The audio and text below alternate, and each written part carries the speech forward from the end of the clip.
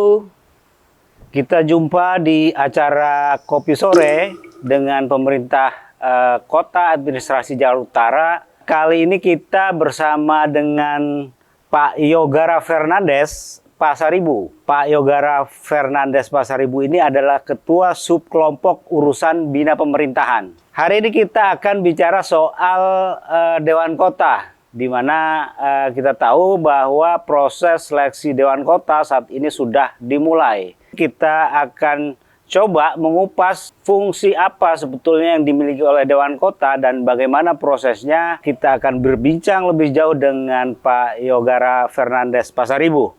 Selamat sore Pak Yogara. Sore Bang. Sehat ya Bang? Siap Bang Imam. Iya. Gimana Bang Imam? Sehat? Alhamdulillah Bang. Bang, kita mau ngobrolin soal Dewan Kota nih Bang. Siap. Yang kita tahu sih di beberapa wilayah Dewan Kota, proses seleksi Dewan Kota itu sudah dimulai ya. Abang bisa jelasin itunya, apa timelinenya itu dari mulai kapan Dewan Kota ini Bang? Baik Bang Imam, jadi sesuai dengan SC Sekda yang kita terima dari Biro Pemerintahan, bahwa memang kan tahun ini untuk periode Dewan Kota 2019-2024 itu sudah menuju ujung nih, akhir masa periode. Habis lah periode. Habis. Masa baktinya habis ya? Ya, jadi harus dilakukan proses pemilihan Dewan Kota lagi. Untuk periode 2024-2029. Nah, proses ini tidak jauh berbeda Bang dengan proses di tahun 2018, kebetulan kemarin yang 5 tahun yang lalu itu. Karena memang sesuai aturan dasar hukumnya tidak ada yang berubah. Kita masih pakai Perda 6 tahun 2011, kemudian juga Pergub 116 tahun 2013. Nah, untuk proses saat ini memang sudah proses pendaftaran Bang. Dimulai dari tingkat kelurahan ya. Jadi proses ini memang dimulai dari tingkat kelurahan sampai nanti di ujung di uji kelayakan dan kepatutan di tingkat kota. Tingkat kota, iya. Oke. Proses seleksi di tingkat kelurahan itu melalui PPK ya namanya? Ya, namanya Panitia Pemilihan Kelurahan. Kebetulan kemarin kita coba sesuai dengan SC Sekda tersebut, kita sudah coba atur sebenarnya untuk jadwal proses pemilihan di tingkat kelurahan. Nah, kalau tidak salah itu tanggal 13 sampai 19 Mei itu sudah buka pendaftaran, Bang. 13 sampai 19 Mei kemarin tutup sudah terakhir, rata-rata dibuka. Sudah ditutup ya berarti ya sekarang. Sudah. Jadi saat ini mungkin sudah persiapan Bang, persiapan untuk pemungutan suaranya. Oke, di tingkat kelurahan. Di tingkat kelurahan. Oleh PPK ya? Ya. Panitia Pemilihan Kelurahan itu siapa aja Bang ininya? Komposisi di PPK itu kan ada panitia ya? Panitia itu kan mewakili unsur-unsur. Siapa aja Bang? Baik. Panitia itu 4 orang Bang. 4 orang Nah, ya? panitia itu 4 orang. Terdiri ketua, sekretaris, dan 2 anggota. 2 anggota. Nah, ketua ini dijabat dari, kalau di Perda sebutnya wakil lurah atau PNS yang ditunjuk oleh lurah untuk menjadi ketua. Oke. Nah, sekretaris ini berasal dari unsur lembaga musyawarah kelurahan Bang. LMK. LMK. Iya. 2 orang anggota berasal dari tokoh masyarakat. Jadi termasuk bisa ketua RW, bisa ketua RT di sini. Jadi wakil lurah, terus LMK, dan 2 orang tokoh masyarakat. Tokoh masyarakat itu siapa yang menunjuk Bang? Ditentukan dalam rapat internal LMK Bang. Oh, LMK yang menentukan 2 tokoh masyarakat sebagai delegasi di PPK itu ditentukan oleh LMK. Internal LMK. Oke. Berarti kemudian LMK melakukan proses ini ya, proses seleksi administrasi barangkali ya. Jadi sebenarnya kalau untuk 2 orang ini Bang, dia sebenarnya rapat itu dengan komunikasi juga dengan para tokoh masyarakat juga. Kira-kira 2 orang anggota untuk jadi anggota PPK itu siapa aja gitu. Jadi tidak ada rekrutmen khusus sebenarnya Bang. Oke. Itu tidak ada. Jadi diserahkan pure kepada LMK untuk kemudian menentukan 2 orang tokoh yang akan menjadi anggota PPK. Iya, dan tentu saja dengan komunikasi dengan pihak kelurahan juga Bang. Dalam satu kelurahan ya? Iya, dalam satu kelurahan. Nah, PPK ini yang bertugas Bang, dari mulai menerima berkas pendaftaran sampai dengan melaksanakan proses pemilihan nantinya. Oke, pemilihan. Pemilihan itu tentu kan ada pemilih ya. Ya. Siapa saja yang menjadi pemilih bakal calon dewan kota di tingkat kelurahan, Bang? Jadi untuk pemilih itu Bang, yang punya hak untuk memilih itu hanya para ketua RW dan para ketua RT. Jadi totalnya itu disesuaikan dengan jumlah RT dan jumlah RW yang ada Dalam di satu kelurahan ya. Jadi mungkin beda-beda Bang. Iya. Gitu. Jadi mungkin ada yang kelurahan yang RW-nya cuma 7 dan RT-nya cuma 100, berarti 107 totalnya. Tapi kalau ada yang RW 252 RT-nya ditambah 27 RW-nya, berarti tinggal kita totalin saja 279 berarti untuk pemilihnya. Oke, jadi pendaftar bakal calon dewan kota di tingkat kelurahan itu dia kan juga harus memenuhi syarat ya, syarat dukungan. Ada nggak syarat dukungan? Ada Bang. Jadi untuk mendaftar itu dia harus melampirkan surat dukungan minimal dari 25 warga Bang. 25 warga Dari dalam satu RW. RW. Jadi bisa dalam satu RT atau lintas RT di dalam satu RW. Di dalam satu RW. Di mana dia yang berdomisili Bang. Tentunya. Kalau misalnya kemudian ketua RW-nya yang maju misalnya, itu boleh juga kan? Boleh juga Bang. Boleh Jadi juga. selama siapapun boleh maju selama dia memenuhi persyaratan Bang. Memenuhi persyaratan yang sesuai dengan diatur dalam ketentuan. Dalam pergub gitu ya. Pergub. Contoh usianya 25 tahun minimal. Oh, salah satu syarat itu Iya, ya. tidak pernah dipidana 5 tahun. Oke. Pendidikan minimal SLT atau sederajat. Oke. Itu Bang. Oh, ada beberapa syarat ya yang harus dipenuhi oleh mereka ya. Dan itu syarat-syarat itu diumumkan Diumumkan. pada sebelum proses pendaftaran itu masing-masing PPK itu menempelkan pengumuman Bang. Jadi semua Pengumuman seleksi. ya pengumuman pendaftaran bakal Pendaftaran calon bakal- anggota dewan kota. Kalau kemudian di dalam satu kelurahan tidak ada yang mendaftar, itu gimana Bang? Kalau kan waktu pendaftaran itu tahap pertama itu dibuka 7 hari Bang. Oh, 7 hari. 7 hari. Dikasih kesempatan 7 hari 7 oleh hari PPK. ya PPK itu membuka 7 hari untuk pendaftaran. Nah apabila dalam 7 hari ini tidak ada yang mendaftar sama sekali, maka PPK membuka 7 hari berikutnya Bang. Diberi kesempatan kedua. Iya, 7 hari berikutnya. untuk membuka pendaftaran. Oke. Kalau memang tidak ada juga, PPK membuat berita acara.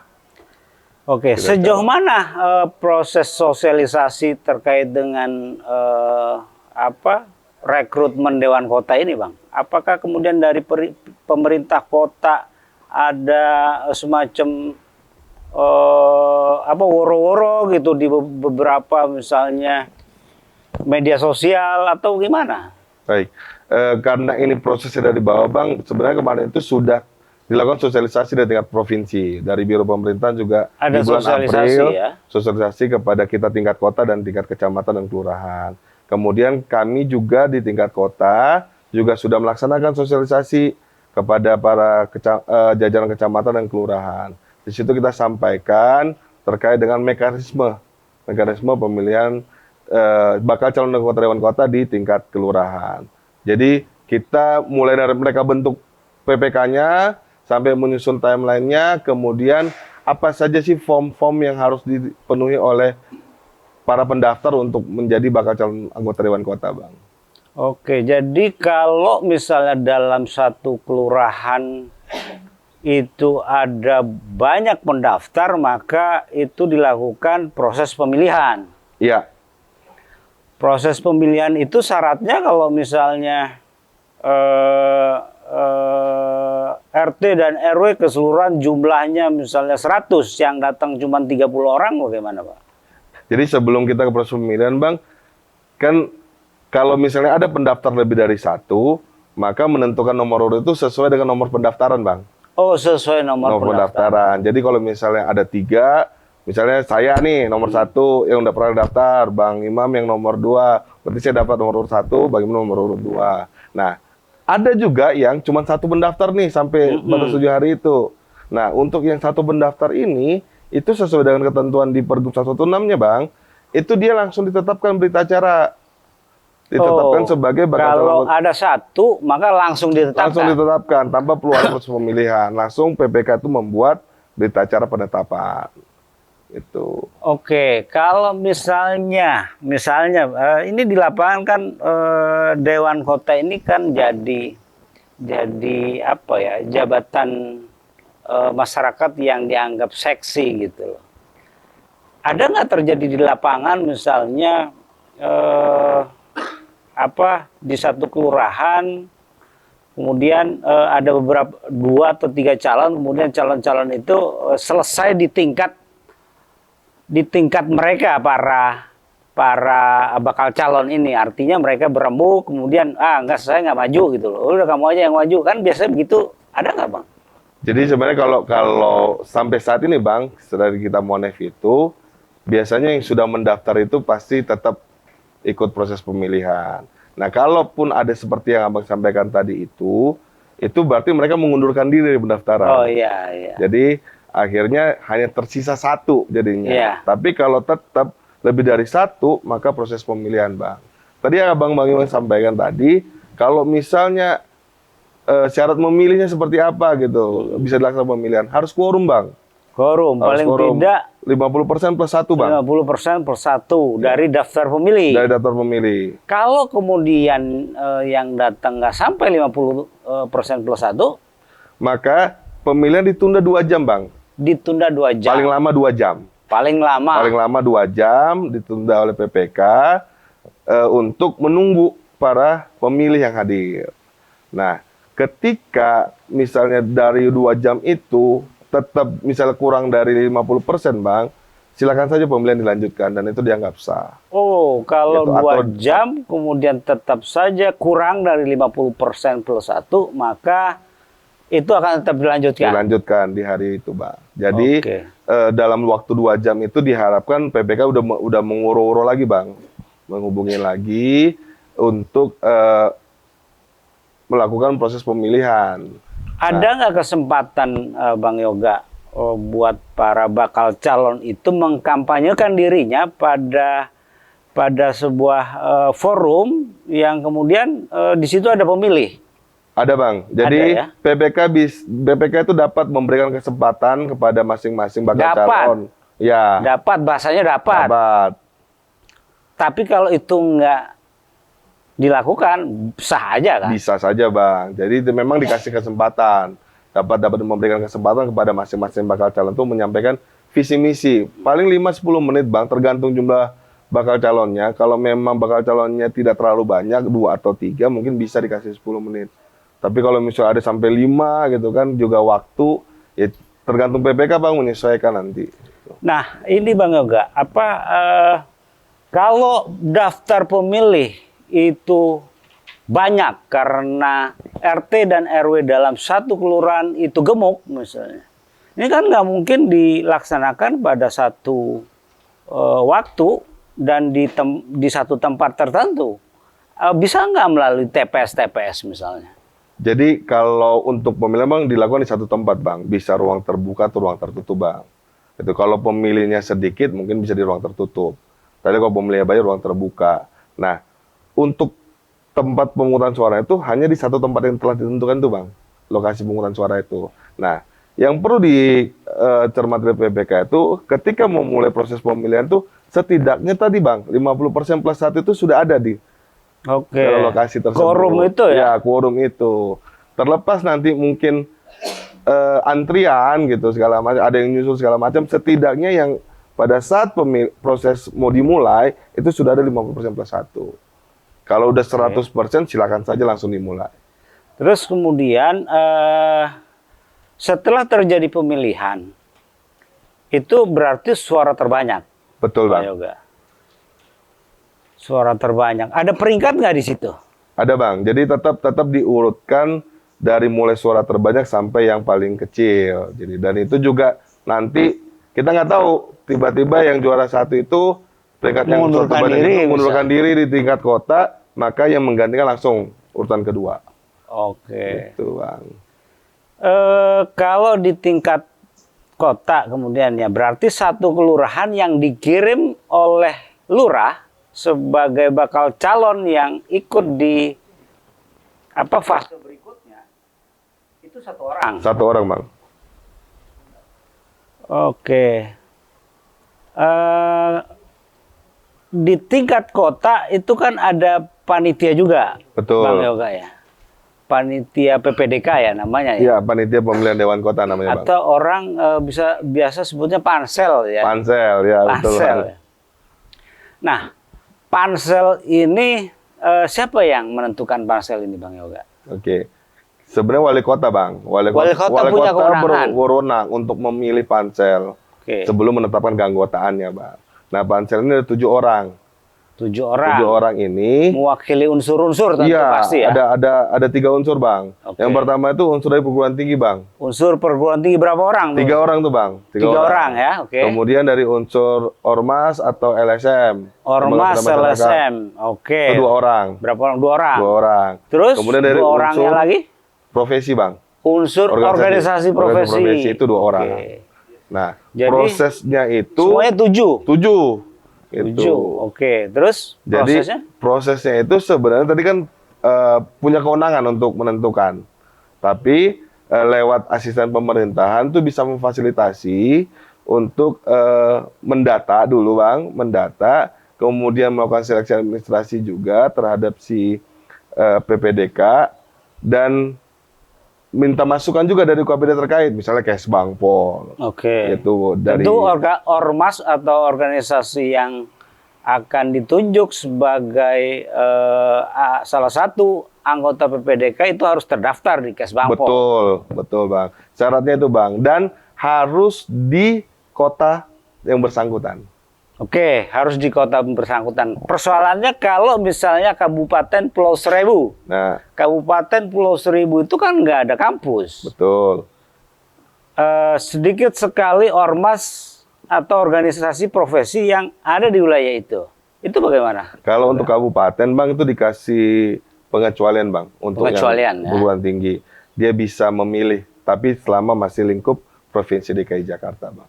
Kalau untuk kabupaten. Tapi untuk kota, dia harus misalnya kampus yang memang ada kalau di sini Jakarta Utara harus Diutamakan yang ada di wilayah Jakarta Utara, Bang. diprioritaskan. Iya, gitu. Tapi kalau untuk organisasi profesinya, kemudian organisasi masyarakatan dan atau lembaga swadaya masyarakat itu, Bang, itu memang yang harus berdomisili di Jakarta Utara, Bang. Oke. Dan kalau yang dari organisasi profesi juga orang tersebut juga harus ber-KTP Jakarta Utara, Bang. Oh, jadi memang harus ber-KTP di Jakarta Utara. Iya, gitu. Orang yang dijadikan delegasi dari organisasi profesi, ormas, atau perguruan tinggi, itu harus ber-KTP. Kalau perguruan tinggi belum tentu, Bang. Belum tentu. Kalau perguruan tinggi kan diproseskan tadi kan dari kampus. Iya.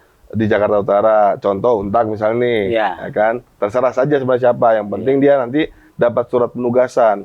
Diutamakan sih dosen atau dekan, Bang. Diutamakan dosen Atau dekan. Tapi nanti dia harus membawa surat penugasan. Ada surat mandat. Ya. Mandat dan penugasan dari kampusnya. Tapi kalau organisasi Iya. profesi itu harus ber-KTP di wilayah tingkat kota di mana Dewan Kota itu akan dipilih. Ya, kalau dia yang LSM atau ormas itu kantornya harus Jakarta Utara.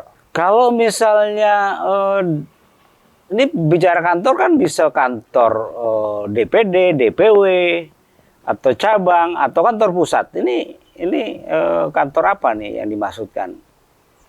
Jadi DPC sih, Bang, DPC atau DPW sih yang Jakarta Utaranya sih. Yang Tergantung diutamakan. sebutannya ya, Iya. karena kan kalau ada beberapa misalnya organisasi masyarakat yang dalam satu kota mereka menyebutnya DPC, Iya. ada juga yang DPD kan ada juga ya, mungkin tergantung itu kali ya. Jadi kalau bahasa di Pergubnya itu, Bang, memiliki kantor di Memiliki wilayah kantor, kota oke. atau kabupaten tersebut gitu. Sejauh mana ini ya Bang, proses verifikasi dari representasi kampus misalnya atau organisasi profesi atau organisasi masyarakat dilakukan proses seleksi itu oleh pihak wali kota misalnya. Sebenarnya, Bang, saat ini kan memang belum Belum terbentuk. proses Oke. PPDK gitu. Cuma memang yang tertarik banyak, Bang, jadi pansel, Bang. Iya, karena ini kan PPDK. nggak merdeka dari kepentingan para pihak yang ingin menempatkan kadernya di Dewan Kota kan ya. Ada Bang, ini apa tekanan-tekanan misal permintaan dari pihak ormas misalnya yang pengen mengajukan salah satu nama delegasinya untuk masuk di PPDK. Kalau tekanan sih nggak ada Bang. Nggak, Jadi ya? rata-rata sekarang ini sih masih personal Bang. Masih Masih personal. personal yang mengajukan diri. Ya. Cuma Lobby kali ya, lobby ya. Lobby kali ya. mungkin bisa. Lobby. Tapi tidak ada tekanan Bang. Sama sekali tidak ada tekanan. Jadi memang saat ini kami lagi coba bikin formulasi Bang. Oke. Formulasi bagaimana rekrutmen PPDK itu tetap objektif Bang. Betul. Diharapkan juga PPDK yang anggota PPDK itu juga bersifat objektif, kemudian juga dari unsur-unsur yang bisa diterima semua pihak sebenarnya Bang itu. Jadi nggak resisten gitu nggak ya. resisten gitu. Tapi memang prosesnya seleksi masih seperti saya bilang tadi ada kewenangan dikasih ke Pak Wali Kota untuk menentukan memilih. Cuman prosesnya kan ada fasilitasi lah nanti. Dari mulai mendata kayak tadi nih, ada yang mengajukan diri kan itu kan bagian dari proses pendataan nih. Oke. Proses pendataan, kemudian seleksi administrasinya sesuai dengan ketentuan enggak gitu. Boleh mengajukan juga dari ormas misalnya ke Pak Wali Kota untuk mengirimkan delegasinya supaya bisa masuk dalam komposisi PPDK itu. Boleh Jadi, ya? proses pendataan itu ada dua Bang sebenarnya. Pendataan pasif dan aktif. Kalau pendataan pasif kan kita kan yang mendata. Oke. Misalnya ormas apa saja atau kampus apa saja yang ada di perguruan tinggi negeri atau swasta yang ada di Jakarta Utara. Kita data ini. Kemudian kita coba pilih, kita lihat. Kan kita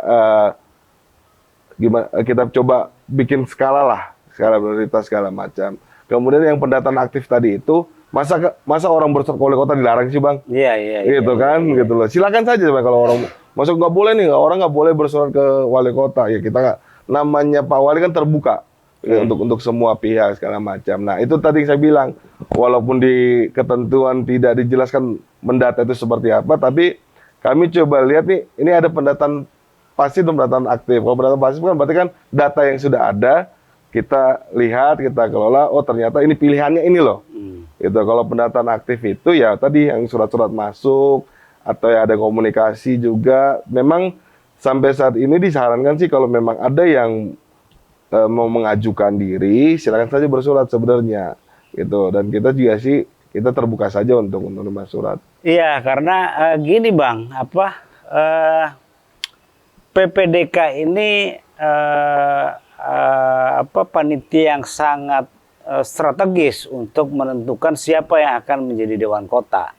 Sehingga kemudian banyak pihak yang menyoroti siapa-siapa sebetulnya yang menjadi panitia. Ya. Karena kan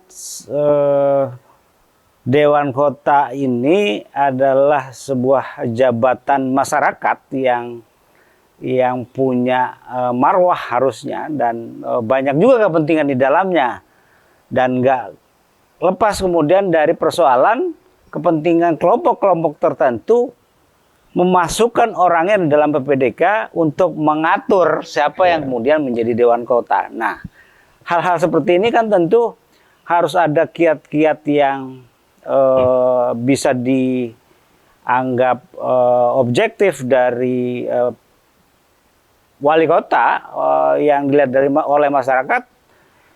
Kita pengen kan panitia ini objektif nantinya dalam menentukan siapa yang kemudian menjadi Dewan Kota yang mewakili kecamatan ini. Pada proses itu sementara PPDK ini punya kewenangan mutlak dan tidak dapat diganggu-gugat menurut Pergub kan Iya, Bang ya. Betul. Nah ini apa Bang kiat-kiat yang barangkali bisa diterima oleh kawan-kawan dan masyarakat di Jakarta Utara agar persoalan ini nggak sensitif gitu, karena terus terang ini menjadi sensitif. Banyak pihak yang menuding bahwa ini kan bisa-bisa wali kota, karena ya PPDK wali kota yang punya kewenangan. Nah hal-hal seperti itu Bang, menurut Abang gimana itu hal-hal seperti itu? Kalau dari kami Bang, dari pemerintah kota itu Tadi saya bilang tadi kita lagi coba menyusun formulasi, Bang. Kalau mungkin dari perguruan tinggi atau swasta itu kan sebenarnya kan kita juga tinggal minta saja sebenarnya, minta nama.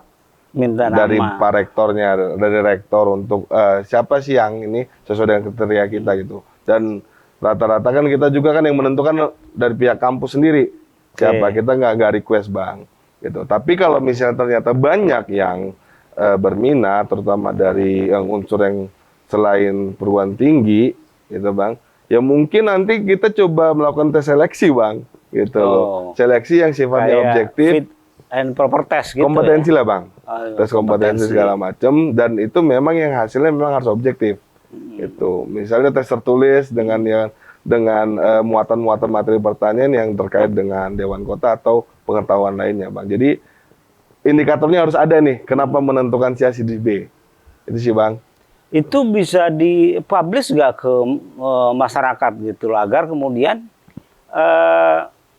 pihak wali kota terbebas dari tudingan-tudingan seperti itu, karena mau nggak mau kan sekarang ini karena wali kota menurut Pergub adalah wali kota yang menentukan PPDK, punya kewenangan menentukan siapa yang mau jadi PPDK, sehingga kemudian ada asumsi di beberapa kelompok masyarakat bahwa ya yang jadi dewan kota adalah orang-orang pilihannya wali kota gitu loh, Bang. Sehingga kemudian banyak juga yang mendesak pihak wali kota untuk diloloskan gitu loh orang-orangnya untuk menjadi dewan kota. Gimana itu, Bang? Jadi gini, Bang. Semua yang daftar itulah orang Jakarta Utara. Oke. Otomatis sahabat-sahabatnya Pak Wali Kota, warganya Pak Wali Kota juga gitu. Jadi kalau udah dibilang orangnya wali kota, ya orang Jakarta Utara ya orangnya Pak Wali Kota, Bang. Itu pertama sebenarnya. Jadi jangan sampai ada skeptis seolah-olah dipilih dengan unsur-unsur tertentu, kedekatan tertentu. Padahal kan sebenarnya warga Jakarta Utara semua ini. Ya ini kan bicara persaingan mungkin, Bang, ya. Ya persaingan, ya semuanya memang orangnya wali kota, warganya wali kota. Tapi kan bicara persaingan kan, bicara kontestasi kan apapun biasanya dilakukan. Menggunakan pengaruh PJ gubernur lah, menggunakan pengaruh tokoh masyarakat lah, yang coba kemudian mendekati wali kota dan menitipkan orang-orangnya. Dan ini yang barangkali dikhawatirkan banyak pihak, Bang, gitu loh. Sehingga kemudian barangkali perlu lebih terbuka PPDK nantinya menentukan dalam uji kepatutan itu kriteria dari masing-masing kandidat gitu loh. Ada nggak, Bang, kayak begitu? Ada, Bang. Kalau untuk kriteria uji kepatutan itu sebenarnya sudah diatur semua, Bang. Oh, diatur dalam Pergub ya? Iya. Dari mulai dari sisi pengetahuan, perundang-undangan, kemudian pengetahuan umumnya, dan personalitas, Bang. Kalau undang-undang itu ya mulai dari undang-undang tentang DKI, DKJ, terus Perda dan Pergub dari Dewan Kota ada sendiri. Ada tes wawancara itu ya? Ada. Jadi itu nanti dibagi 3 bobot, Bang. Oh, ada 3 bobot. Iya, jadi dari makalah. Bobot pertama makalah. 20%. 20% nilainya. Ya. Oke. Kemudian penyajian makalah. Penyajian, dia mempresentasikan makalah, ya, itu ada bobotnya juga. 30%. Jadi makalah aja 50% ya? Iya. Bobotnya. Kemudian wawancara, Bang. Tanya jawab. Itu 50%. Pengetahuan gitu ya. Nah, ini yang 3 yang untuk tanya jawab. Ini tadi mungkin bisa tadi unsur-unsur yang tadi perundang-undangan, pengetahuan dan personalitas. Itu kan tergantung PPDK-nya untuk menanyakan seperti apa kepada para calon perwakilan kota. Apakah semua anggota PPDK akan melakukan tes wawancara satu persatu terhadap 31 orang kandidat? Iya. Jadi 7 kali 31. Iya. Jadi masing-masing kandidat akan diberikan waktu, Bang. Makanya nanti kan 31 kandidat ini akan diatur waktunya, apakah mungkin, tapi kan base-nya per kecamatan. Iya. Jadi penilaiannya itu nanti kan mengurutkan nanti nilai per kecamatan. Urutannya nanti dikelompokkan dalam satu kecamatan. Jadi kita tidak mungkin dalam satu waktu ini kecamatan Priuk nggak dioplos lah ya. Dioplos sama kecamatan Cilincing. Ya konsep kita seperti itu, Bang. Jadi karena mungkin, ini representasi dari kecamatan ya. Betul, Dewan Kota itu representasi dari kecamatan. Jadi kan 6 nanti yang diambil. 6 itu adalah yang memperoleh nilai paling tinggi di masing-masing kecamatan. Tentu juga ada peringkat nilai ya di Betul, masing-masing kecamatan betul. itu ya. Kalau misalnya kemudian berhalangan di satu waktu, maka peringkat kedua yang akan Ya, menggantikan gitu, PAW. PAW Gitu. gitu. Contoh kemarin kita kan 2019 itu kan almarhum Iya, ada Rifani Bang Rifan ya, Bang Toce. Pak Toce itu kan digantikan Pak Anang gitu. Itu juga kita ngajuin dulu Bang. Oh, prosesnya karena gubernur ya yang itu ya. Ngajuin ke gubernur ke DPRD. Oke. Gitu. Jadi, nah, kenapa butuh pemerintah tadi itu? Ya kita kan memang nggak tahu ya ke depan seperti apa, atau ada yang mau mengundurkan diri. Jadi untuk menggantikan orang itu yang makanya kemudian perlu ada peringkat itu iya, ya. Oke. gitu. Bang, gitu. Ngopi dulu Bang. Oke, silakan Bang. Baik. Bener ini Bang. Iya, iya. Udah ketahuan nih Bro. Berat ini.